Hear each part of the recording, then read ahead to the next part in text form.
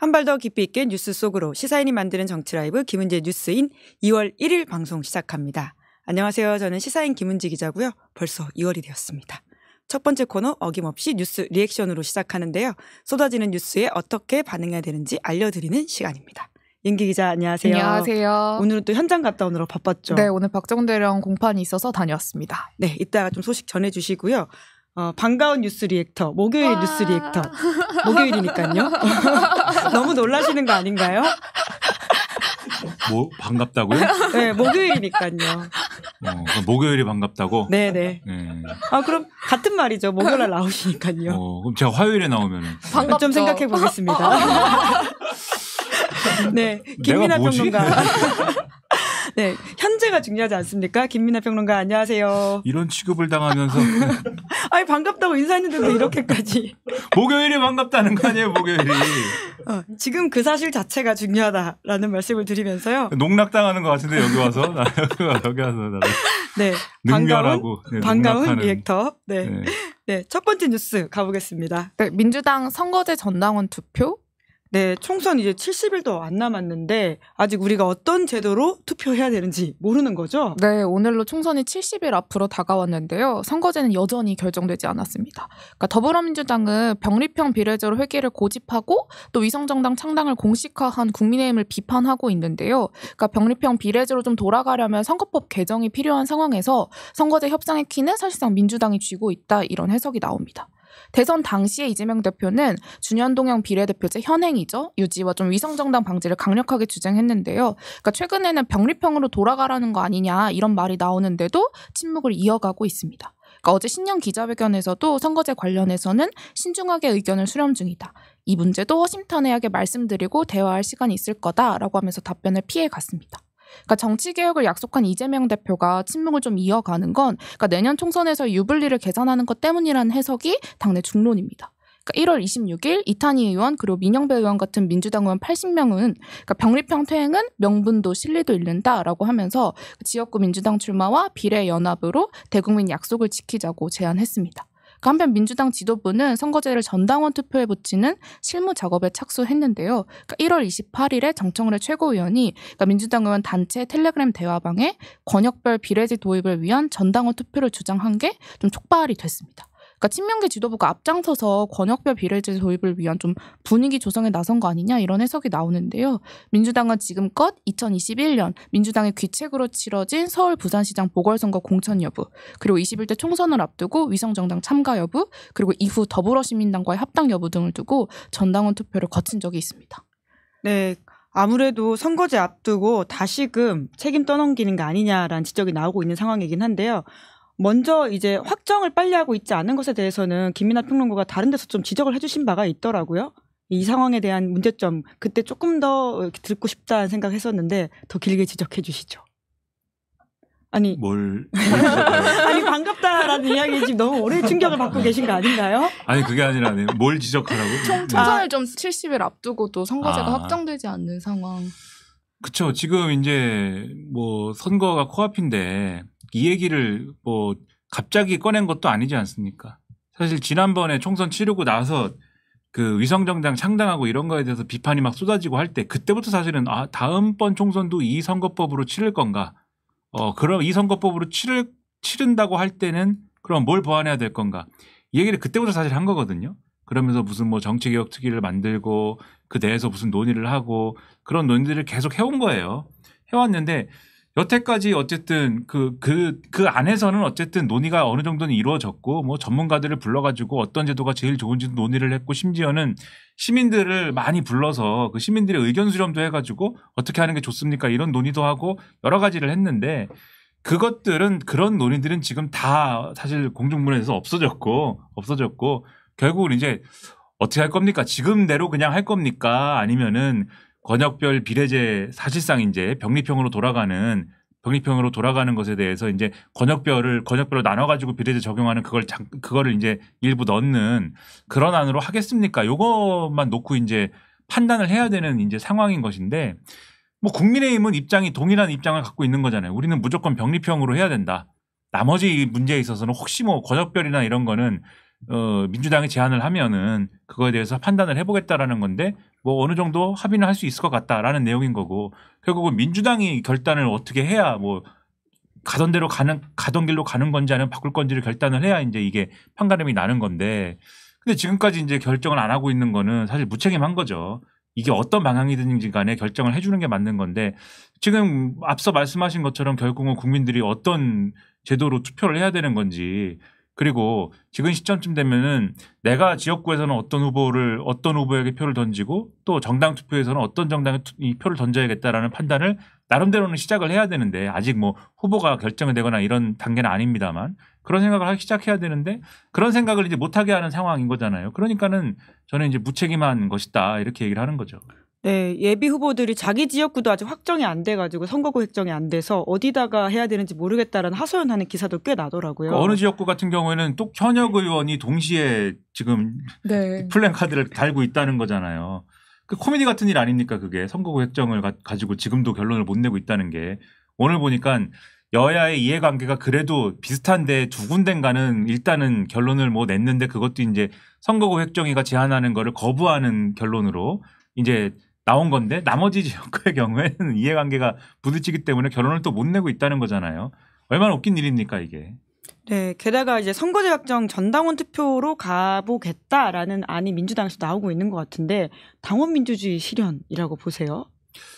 뭐 그걸 좋게 얘기하면 당원 민주주의 실현인데 글쎄요 뭐 당원 민주주의 실현이라고 뭐 얘기하면은 그 느낌은 좋죠. 근데 당원 민주주의 실현이고 뭐고 간에 결국은 이제 갖고 있던 입장을 바꾸기 위해서 하는 거 아닙니까? 그렇죠? 원래 갖고 있던 입장은 민주당의 입장은 그동안 이제 어떤 얘기를 누가 해왔든 간에 연동형 비례제가 민주당의 입장이 원래는 그 입장대로 관철을 했기 때문에 지금의 선거제도가 있는 거잖아요. 근데 이 입장을 바꾸고 싶고 바꿔야 되는데 그 왜 바꾸냐에 대해서 지금 당내에 논란이 있는 것이고 그 논란에 대해서 서로 설득을 해가지고 지금 합의를 못했기 때문에 그러면 당원들한테 물어봐가지고 당원들의 결정에 따릅시다. 이 수순으로 가려고 지금 합의를 도출해내지 못하니까 그 합의를 도출해내기 위한 근거를 만들기 위해서 당원 투표를 동원하는 거잖아요. 근데 당원 투표를 동원을 하면은 이 이슈에 대해서 관심이 없는 사람 또는 지도부가 대략적으로 이제 그 병리평으로 돌아가는 거에 대해서 가닥을 잡았다라고 생각하는 사람 이런 사람들은 사실 그렇게까지 적극적으로 당원 투표 참여 안 할 거거든요. 과거에 이제 당원 투표를 해가지고 결정했던 사안이나 이런 것들을 봐도 투표에 참여하는 이 투표율이 그렇게 높지 않았습니다. 20%대가 뭐 나오면은 많이 나오는 거다 이렇게 보는 건데 그나마도 권역별 비례제로 당의 방침을 바꾸자라고 하는 그러한 목소리가 상당히 높게 나올 거예요 아마. 그러면 제가 볼 때는 이런 상황을 예상하고 지금 당원 투표를 하겠다는 것이기 때문에 뭐 당 지도부 입장에서 이거 추진하는 지도부 입장에서는 권역별 비례제로 돌아가자고 하는 거에 상당한 무게를 싣고 있다. 이렇게 해석할 수밖에 없는 뭐 이런 액션인 거죠. 그러면. 네, 모양새 갖추기 위한 구색 정도라는 의미로 말씀하신 것 같은데 아닌가요? 그렇죠. 예, 예. 표정이 안 좋으셔서 제가 또 과하게 해석을 했나 순간 긴장했습니다. 합의를 못 하고 있으니까 상대를 설득을 하지 못하니까 여기 상대라는 거는 당내 뭐 비주류라든가 또 뭐 김부겸 전 총리라든가 뭐 당내 뭐 꼭 비주류가 아니더라도 연동형 비례제를 해야 나중에 우리가 그래도 좋다 이렇게 주장하는 분들이 있잖아요. 앞으로 이제 뭐 대선도 해야 되고 대선 전에도 이제 지방선거도 있고 여러 가지 선거들이 있을 텐데 그 선거들에서 꼭 민주당만의 어떤 하나의 색깔로 우리가 뭐 할 거냐 아니면 다른 뭐 여러 가지 정당들하고 연합을 해가지고 뭔가 그래도 좀 큰 판을 만들어 볼 거냐의 문제에서 지금 연동형 비례제를 유지하는 게 그래도 이후에 좋은 거 아니냐 이런 의견을 갖고 있는 분들이 있는 거잖아요. 그런 분들을 설득을 못 하고 있는 거 아닙니까? 그 아까 제가 처음에 말씀드렸던 것처럼 뭐 민주당 내 소위 뭐 친명 비명을 가리지 않고 80명 정도에 달하는 인원이 병리평으로 돌아가면 안 된다고 공개적으로 목소리를 내긴 했어서 비주류라고 보긴 어렵지 않을까라는 네. 반론을 조심스레. 게다가 민주당 내 분위기를 좀 이은기 기자가 취재를 했죠. 네, 홍익표 원내대표도 1월 29일에 그러니까 선거제 개편 방향을 지도부가 어느 정도 결정하고 의원총회에서 추인받는 모습이 더 좋다라고 했었는데요. 그러니까 한 민주당 재선 의원도 의원총회를 거치는 게 당연한 절차다라고 하면서 그러니까 제대로 된 논의 없이 전당원 투표 밀어붙이는 모양인데 후유증 클 거다라고 했습니다. 그러니까 그러면서 지금은 2021년 이낙연 전 대표가 그 재보궐선거 때 전당원 투표했던 것과 비슷한 모양이고 뭐 포퓰리즘이다 이렇게 강하게 비판하더라고요. 명분이 없다는 것 같아요 결국. 그러니까 명분이 없다라는 것에 대해서 그러니까는 대부분의 예를 들면은 이 문제에 대해서 관심을 가져온 사람들은 어느 제도가 좋다라는 판단이 첫째가 있을 것이고 둘째로 어느 제도가 좋다는 판단을 제외하고라도 민주당이 이렇게 가져가는 게 맞냐 지금 그러니까는 기존의 입장이 있는데 민주당이 이렇게 민주당이 예를 들면 연동형 비례제가 맞다라고 하는 입장을 가지고 있었고 그리고 이재명 대표도 대선 과정에서 다당제가 좋다. 다당제로 가는 게 나의 일생의 어떤 정치개혁의 어떤 방향 내가 일생 원했던 정치개혁의 방향이라고 생각한다. 이렇게 얘기를 한 게 있는데 어쨌든 간에 그런 얘기를 해놓은 상황에서 어떤 국민들을 제대로 설득하려는 어떤 노력이나 이런 건 없는 상태에서 결국은 멋있게 지면 무슨 소용이냐라는 그 워딩 하나로 이렇게 넘어가는 게 맞냐. 이 두 가지 면에서 이게 의문이라는 지적이 결국은 나올 수밖에 없어요. 그러니까 첫째로 이제 앞서 말씀드린 이제 어떤 제도가 이제 맞느냐에 대해서는 저도 이제 갖고 있는 개인의 의견이 있는 건데 지금 연동형 비례제를 갖고 한 번 선거를 해봤지 않습니까? 한 번 해본 거거든요. 그리고 연동형 비례제를 100% 적용한 것도 아니에요. 사실 47개 비례의석에 대해서 무슨 캡을 씌우니 뭐 해가지고 일부만 적용한 거잖아요. 그렇게 했는데 온갖 뭐 혼탁한 상황들이 벌어졌잖아요. 위성정당을 만들고 그리고 그걸 통해서 이제 뭐 이렇게 당선된 의원들이 모범적인 뭐 의정 활동을 했다라고 볼 수 없다고 저는 생각을 하고 그런 것들이 우리 정치에 뭐 이 혼탁한 상황이 좋은 영향을 줬느냐에 대해서는 그렇지 않다고 생각하는데 혹시라도 이후에 우리가 연동형 비례제를 통해서 꿈꿨던 어떤 뭐 좋은 다당제의 모습이 만들어질 만한 그러한 어떤 정치 환경이 조성될 수도 있는 거잖아요. 언젠가는. 근데 그때 예를 들어서 제도가 우리가 오늘 병립형으로 돌아간 상태라고 하면은 그때 이제 예를 들면 모범적인 어떤 정치 구도가 조성이 됐을 때 그 새롭게 만들어진 좋은 정당들이 이 제도의 수혜를 받기가 어렵겠죠. 병립형으로 돌아갔을 때는. 근데 그때 가서 그러면 이제 좋은 환경이 만들어졌으니까 모처럼 좋은 환경이 만들어졌으니까 우리 연동형으로 그럼 한번 돌아가 봅시다. 이 얼마나 좋은 정당들입니까? 라고 하면서 양당이 이 제도를 다시 그러면 바꿔가지고 연동형을 적용해 줄까요? 그럴 리가 없지 않습니까? 그렇게 안 할 거거든요. 절대로. 그리고 이게 그러면 상황이 좋아지면 연동형으로 적용하고 그다음에 이게 좀 요즘에 정치가 너무 혼탁한 것 같아. 위성정당도 만들고 이러면서 이게 안 되는 것 같으니까 그냥 이번 선거는 병립형으로 하지 뭐 이렇게 하고 뭐 이 기준은 뭐 누가 제시하는 거예요? 누가 결정합니까 사실.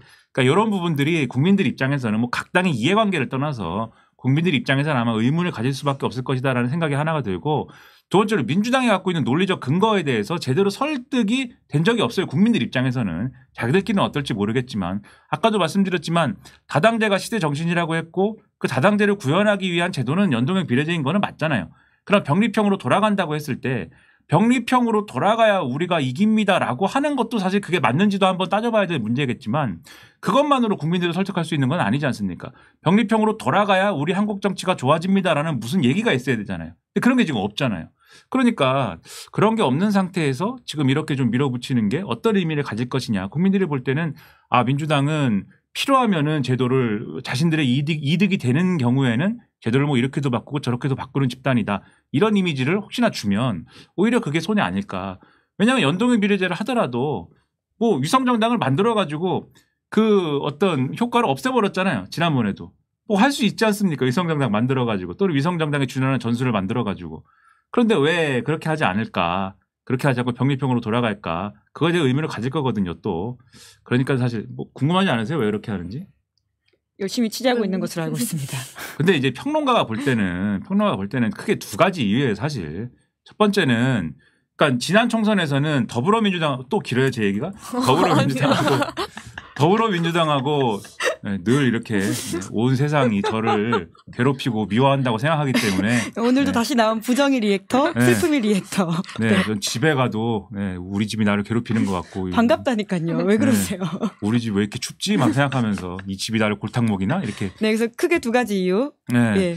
첫 번째는 지난 총선에서는 더불어민주당의 자매정당이 이제 더불어시민당이었잖아요. 그 위성정당이었잖아요. 그렇죠? 근데 많은 사람들이 이제 기억을 못 하는데 그 전에 사실 이 시민사회하고 뭔가 위성정당에 해당할 만한 그런 뭐 이 비례연합정당을 만들어보자라는 논의를 막 했었어요. 그래갖고 무슨 뭐 녹색당이니 무슨 당이니 해서 시민사회가 모여가지고 그 논의를 했었거든요. 그래서 한번 해봅시다라는 총의를 모았는데 그때 더불어민주당에서 안 합니다. 라고 하고 더불어시민당으로 하기로 한 거였어요. 그렇죠. 그게 어떻게 가능했냐면 그만큼 그 당시에는 시민사회까지 포괄해서 이제 어느 정도의 더불어시민당으로 어떤 표심을 모을 수 있고 또 더불어시민당 내 공천의 어떤 룰이나 이런 것들을 더불어민주당이 어떤 수준에서는 컨트롤할 수 있는 그러한 정도의 물론 이제 공적으로 컨트롤하는 게 아니라 이제 아래 단계에서 물밑에서 컨트롤할 수 있는 시민사회까지 포괄하는 어떤 리더십을 가졌던 거예요. 그 시기에는. 그랬기 때문에 가능했던 거거든요. 근데 지금은 이게 제가 볼 때는 그때와 비교해서 이 중심이 되는 리더십이 상당히 상실됐습니다. 그래서 지금 이 시점에는 과거의 더불어민주당과 더불어시민당의 요 관계에 준할 만한 그러한 위성정당 창당과 그다음에 요런 이제 공천에 관련된 비례대표 공천과 관련된 리더십 발휘가 어려울 거예요. 이번에 그 정도까지는. 그러면은 쉽게 얘기해서 지금의 민주당 당지도부가 위성정당 전략을 썼을 때 그 위성정당의 병립형으로 돌아가는 것보다는 비례대표와 관련된 공천권을 그만큼 행사하기는 어려울 것이다. 사실상. 그렇기 때문에 이 부분과 관련돼서 비례대표 공천권을 오롯이 더불어민주당이 주도하는 형태로 이제 행사하기 위해서는 병립형으로 돌아가는 게 낫다라는 판단이 하나가 있지 않을까 이 평론가가 하는 생각인 거고 두 번째는 이제 제3지대가 이번에는 너무 이제 좀 부글부글하는 부분들이 있지 않습니까? 저는 그렇게까지 위력이 크지 않을 거라고 생각하는데 불안한 건 있는 거잖아요. 제3지대를 상정을 한다면은 그러면 이제 연동형 비례제보다는 병립형으로 돌아가는 게 훨씬 더 양당에 유리한 측면이 있어서 그걸 감안해서 하는 거 아니냐 결국은 병립형으로 돌아가는 거 아니냐라고 해석을 할 수 있겠는데 이 해석을 이렇게 얘기하면 국민들이 그럼 병립형으로 돌아가는 게 맞겠네 이렇게 생각할까? 저는 이제 그건 좀 의문이라는 거죠. 민주당 실리에 도움 안 된다라는 두 가지 판단밖에 없지 않느냐 이 말씀이신 거네요. 그렇죠. 네. 이 와중에 슈퍼챗을 넣어주신 분이 있는데요. 김민아 평론가의 팬이신가 봐요. 미나쌤 화이팅 시사인 잡지도 구독했어요. 우와, 시사인 감사합니다. 잡지 구독도 야, 감사합니다. 이 이름이 런 투 루인. 네. 왜 이렇게 꼭 좋은 거 와중에도 이렇게 안 좋은 거를 바라보시는. 그럴만하다. 저한테 응원을 메시지를 주실 만한 분이다. 아니, 놀랍게도 어떤 포인트를 잡아내시는 능력이 있으신 것 같습니다. 네. 뭐 마음에 듭니다. 이름이. 네. 감사합니다. 예, 저희 다음 뉴스로 넘어가 볼까요? 네, 최상병 사건 박정훈 대령 2차 공판. 네, 오늘 이은기 기자가 현장을 좀 다녀왔죠? 네, 저도 재판을 방청하고 왔는데요. 오늘 재판에 출석한 증인은 김기현 해병대 사령관 한 명이었습니다. 그러니까 해병대 최상병 사건을 수사했던 해병대 전 수사단장이죠. 박정훈 대령은 재판에 출석하면서 지금이라도 사령관으로서 명예로운 선택을 하기 바란다라고 했는데요. 김기현 해병대 사령관은 수사 외압 당시에 좀 박정훈 대령과 해병대가 어떻게 해야 되는지 계속 상의하고 또 문제점을 보고받았던 인물이기도 하고요. 또 국방부 조사본부로의 이관을 좀 먼저 제안했던 사람이기도 하고 또 뭐 박진희 당시 장관 군사보좌관이나 아니면 유재은 법무관리관으로부터 직접 연락을 받아서 수사 외압을 또 증언할 수 있는 사람이었는데요. 그러니까 재판 중에 눈에 띄었던 발언들 소개해드리면, 그러니까 내가 김계한 해병대 사령관이 내가 해병대 수사단 결과를 보고받고, 그러니까 그걸 신뢰했던 거 인정한다. 그리고 장관 지시가 없었다면 정상적으로 이첩했을 거다. 이렇게 이야기했고요. 근데 김계한 사령관은 좀 장관이 결재를 번복한 게 지난해 7월 31일이었거든요. 그때부터 7월 31일부터 일관되게 내가 이첩 보류를 지시했다라고 주장을 하는 중인데요. 근데 김계한 사령관이 8월 1일에 박진희 장관 군사보좌관한테 보낸 문자를 보면 이걸 이첩 보류를 중단했을 때 있는 문제점들을 계속 얘기를 해줘요. 그래서 변호인이 7월 30일부터 이첩 보류 지시했다고 하면서 8월 1일 이 내용은 뭐냐라고 하니까 그냥 수사단장이 말해서 그냥 그대로 전달한 거다라고 나의 생각은 없었다라고 말을 하거든요. 그래서 비슷한 맥락으로 좀 변호인이 계속 질문을 했거든요. 그러니까 당시 좀 혐의자를 제외하는 국방부 외압이 들어오는 상황에서 사령관 판단은 뭐였냐라고 하니까 나의 판단은 없었다는 대답식. 그러니까 변호인 질문을 취지를 이해를 못하겠다 이런 식으로 계속 답변을 회피해 가더라고요. 그래서 그러니까 7월 31일에 계속 지시를 했다고 해서 재판부도 그러니까 근데 명확하게 답변을 하지 않으니까 그러니까 피고인에게 이첩 보류를 지시한 명령 워딩이 기억나지 않는다는 거냐 이렇게 재차 물었습니다. 그러니까 결국 이 사건의 핵심은 이 최상병 사건이 항명이냐 아니면 수사 외압이냐라는 부분이잖아요. 그런데 지금 재판은 항명으로만 이루어지고 있고요. 김민아 평론가님, 이 사건 항명입니까? 수사 외압입니까? 황당하죠. 이 얘기들이 전부 다. 이 컵에 있는 물을 한번 마시면서. 이미 댓글에도 여전히 이 검찰 컵이 있다라는 걸 기억해 주시는 분이 있으시더라고요. 집에 갖고 가고 싶네요. 검찰 컵을. 네. 이거 그제인가요? 이제 군인권센터하고 민주당의 이 관련 TF하고 그다음에 이 생존 장병들 어머니하고 과거에 이제 비슷한 사건에 있었던 이제 그 생존 사망 사건 유가족분들하고 모여가지고 기자회견 열고 뭐 거기서 뭐 북치고 그랬잖아요. 근데 거기서 이제 하시는 말씀들이 얼마나 절절합니까? 그리고 국정조사나 이런 것들을 요구하고 있고 이런 상황인데 재판에서 사실 이런 증언을 하고 이런 게 사실은 좀 뭐랄까 말도 안 되죠. 말도 안 되는 얘기를 하는 거. 그리고 얼마 전에 또 MBC 보도나 이런 걸 보면은 공수처 수사에서 진술이 나온 거잖아요. 또 이게 왜 경북경찰청에서 지난번에 제가 왔을 때 이제 전해주신 그 내용들 경북경찰청에서 이제 그거 이제 해병대에서 이첩됐을 때 왜 도로 뺏어갔느냐 국방부에서 그 얘기를 물어보니까 결국 대통령실에 뭡니까 공직기강 비서관실인가요? 거기서 얘기를 하고 그 다음에 경찰청 국가수사본부에서 또 얘기를 해서 그래서 결국은 내놓은 거다라는 진술이 나왔다라는 얘기잖아요 지금. 그렇게 보면은 그런 일련의 과정들을 보면은 외압이 없었다라고 이해하는 게 더 어려워요 이거는. 그 외압이 있었던 것이고 그러면 외압은 왜 있었을까? 지금 이제 우리가 뭐 다소 이제 제가 좀 조심스럽게 얘기를 하는 건데 아무래도 평론가 입장에서 넘겨짚기로는 어쨌든 대통령이 원하는 어떤 이 책임을 누군가 책임을 져야 되는 상황인데 대통령이 이 책임을 지지 않았으면 하는 사람이 있는 것이고 그게 아마 해병대 1사단장 아닐까 하는 지금 의심이 있는 것이고 그 사람을 구해내기 위해서 어쨌든 이런 일련의 과정이 작동한 거고 그 사람을 구해내는 게 그 사람이 책임을 지지 않게 하는 게 이 사건의 어떤 진상을 파악하고 이 명확하게 재발을 방지하게 하는 것보다도 더 중요한 게 아니었느냐 우리가 이런 의심을 하게 되는 거 아닙니까?